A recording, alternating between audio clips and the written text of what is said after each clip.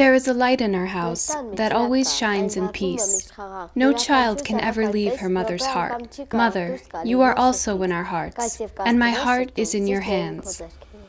That poem was written by 12-year-old Lucine from the town of Artik when her mother was at the hospital undergoing surgery. Lilit Markossyan, Lucine's mother, recalls that it was a year ago when she woke up at midnight with a terrible pain in her mouth.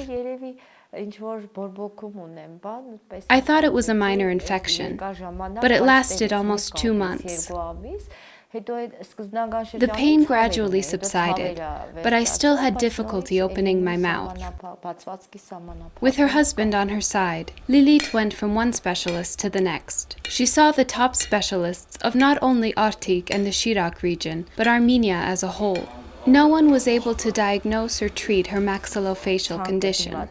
I went through the list of specialists at hospitals, but found no one who could help me. But then a colleague and friend of Lilit's told her that the All-Armenian Fund had invited a group of Armenian American medical specialists to Armenia. These were some of the best physicians from Glendale Adventist Medical Center and were about to perform free surgeries at Noyemberyan Hospital near the border. Lilit's friend arranged for her to see one of those surgeons. He examined me and said I needed 2 surgeries. I'll help you, he said. I'll perform the first surgery, and if I get the chance to come to Armenia again soon, I'll definitely perform the second surgery as well. Lilit had not been able to eat properly for almost a year. Her mouth was deformed and her upper set of teeth was damaged. As she couldn't bite or chew, her teeth had weakened. There was an almost 1 centimeter gap between the upper and lower jaws. Before the gap had developed, there was an abnormal bone growth. Lilit checked in at Noyemberyan Hospital a day before the Armenian American doctors were to fly back to the United States. Lilit was quickly admitted and underwent a complicated surgery that lasted 4 hours. While her husband was anxiously pacing up and down the hallway, he witnessed an unusual scene.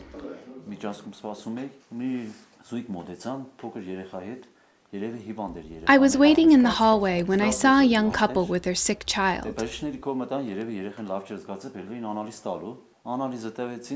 Apparently, the child had been examined and needed surgery, but the parents could not afford to pay for the required pre-surgical blood test. But then one of the Armenian American nurses, Rebecca, approached the couple and asked if she could be of help. After she found out about the child's diagnosis, Rebecca took money out of her own pocket and gave it to them. Don't you worry about anything. I'll pay for the blood test, she told them. She actually paid for a stranger's blood test.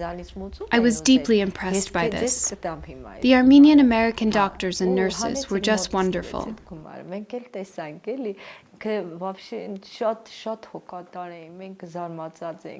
A few hours following her successful surgery, Lilit was released from the hospital and went back to Artik. Those who waited impatiently for her return included not only her family, but her students from the No. 6 public school, where she has taught for the past 11 years. I'm dedicated to my students.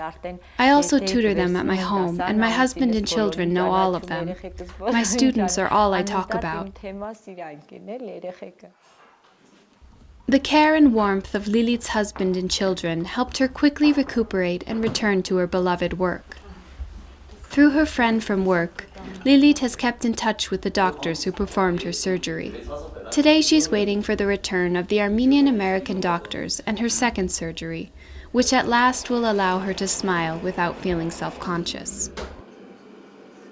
As for Lilit's daughter, she has started to write about the homeland following her mother's surgery.